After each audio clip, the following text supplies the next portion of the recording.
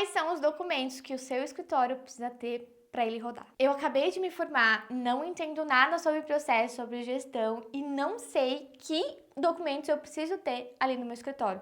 E se você não é a pessoa que acabou de se formar, mas já está atuando na área há um tempo, eu sei que às vezes é difícil de a gente parar um tempo para organizar isso. Então aqui nesse vídeo eu vou mostrar para você quais são os documentos que você precisa dentro de um escritório de arquitetura. Aqui na tela eu pedi para o editor colocar um fluxograma de projeto. O fluxograma de projeto, ele é muito importante para você conseguir entender qual que é o fluxo ali do seu projeto, e aí entendendo o fluxo do seu projeto, você vai entender qual que é o documento que você precisa em cada uma das etapas. Quando a gente se forma na faculdade, a única coisa que a gente fica preocupado é criar o nosso próprio escritório e ter clientes, ter projetos. Só que se a gente começa a fechar esses projetos e a gente não tem nenhum processo para aquela pessoa ali, o cliente, ele às vezes não vai ficar satisfeito, você vai ficar perdido, os prazos, eles não vão ser cumpridos. Então, é muito importante que a gente tenha um processo ali dentro do escritório para o negócio rodar. Porque imagina, com um cliente até que tá ok. Mas e com 2, e com 3, com 4, e com 5 clientes? Como que você vai dar conta de organizar tudo isso se você não tem processos dentro do seu escritório? E os documentos vão te auxiliar nessa parte. E é por conta disso que você precisa entender que ter os documentos que o seu escritório precisa para rodar é muito importante desde o primeiro momento. Então, minha dica é você parar, assistir esse vídeo e entender quais são os documentos que você já tem e quais são os documentos que você ainda não tem. Que às vezes tem coisas que você nem sabe que precisa ter e que vai fazer muita diferença dentro do seu escritório. O primeiro documento que é essencial é o pré-briefing, que é com ele que você vai entender exatamente o que você vai fazer na proposta de orçamento. Então, o cliente entra em contato, você precisa ter algumas perguntas que você vai fazer para ele, para você entender como que você vai precificar, como que você vai colocar na planilha de precificação, que é o nosso segundo documento, e para você conseguir fazer esse orçamento e passar para ele na reunião. Depois que você faz o pré-briefing, coloca na planilha de precificação e você tem aquele orçamento, você precisa montar a proposta de orçamento, que esse é o nosso terceiro documento.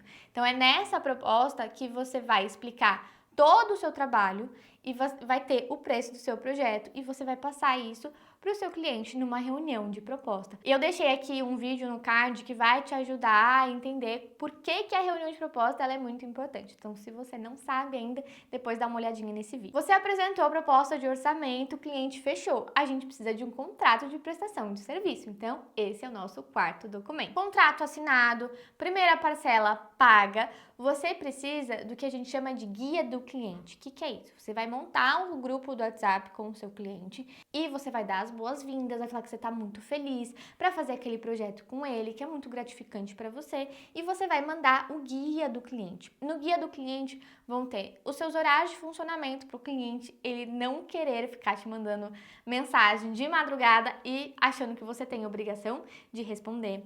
Vão ter lá todas as etapas e os prazos de cada etapa para ele conseguir entender qual que são as etapas que ele vai ter naquele serviço. A quantidade de alteração de cada etapa, porque isso é muito importante para o cliente não ter que ficar ali. Já é a quarta alteração que você está fazendo e o cliente não se decide, então isso também é muito importante. Junto com o guia do cliente, você vai mandar uma mensagem.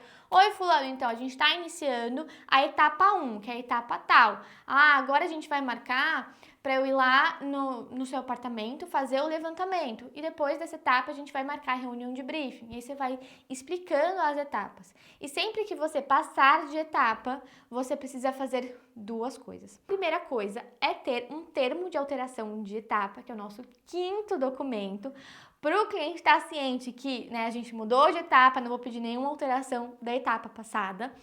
E você vai mandar o guia do cliente novamente no WhatsApp para explicar, olha, a gente estava na etapa de levantamento, agora a gente está na etapa de reunião de briefing. Então, toda etapa você vai mandar o guia do cliente e explicar o que está fazendo naquela etapa em questão.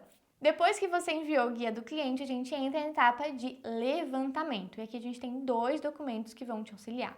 O primeiro é o checklist de levantamento, que você vai lá, você vai levar impresso ou no seu iPad e você vai ticar cada coisa que você está fazendo naquele levantamento. Então, por exemplo, estou lá no levantamento, eu já medi os pilares, eu medi as esquadrias, para você não esquecer nada e não ter que ir novamente lá para medir alguma coisa que você esqueceu.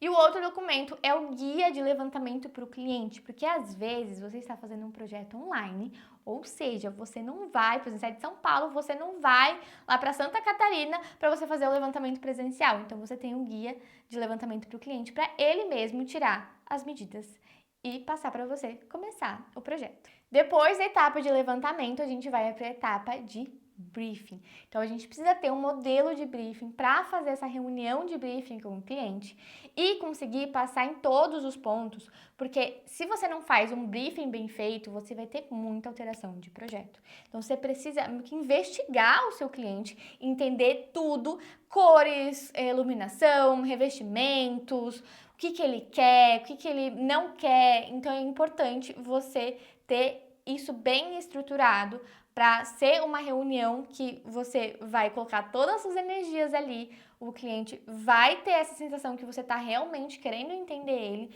e quando você apresentar o projeto vai ser assim, nossa, era justamente isso que eu tinha imaginado.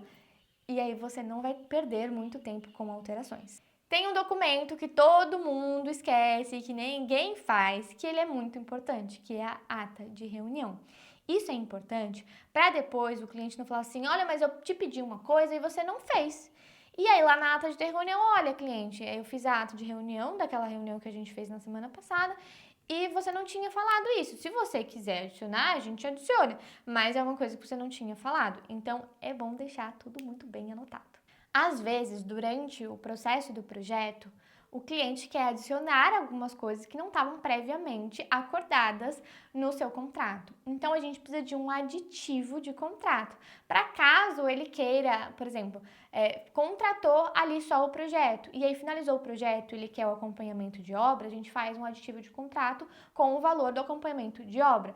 Então, e às vezes assim, isso acontece com acompanhamento, com alterações novas, com realmente coisas que o cliente não tinha te falado e por isso que você não colocou nesse contrato. Então, esse é um documento que é muito importante. Assim como o documento de alteração de etapa, a gente precisa também ter 2 documentos que são muito importantes para você não ter nenhum problema depois. Normalmente, quando você finaliza um projeto, finaliza um acompanhamento de obra, você acha que finalizei, tá tudo certo, bom, vida que segue. Não é muito assim. A gente precisa ter um termo de encerramento de projeto e um termo de encerramento de acompanhamento de obra, porque ele está falando, olha, cliente, eu já fiz tudo que a gente tinha combinado no nosso contrato, então a partir de agora eu não tenho mais nenhuma obrigação com você. Porque às vezes você faz um projeto e daqui 1 ano o cliente vai querer tirar dúvida, e tá tudo certo você tirar dúvida, mas às vezes as dúvidas, quando você vai ver, você tá 3 meses tirando dúvida, e ali tá quase um acompanhamento de obra virtual,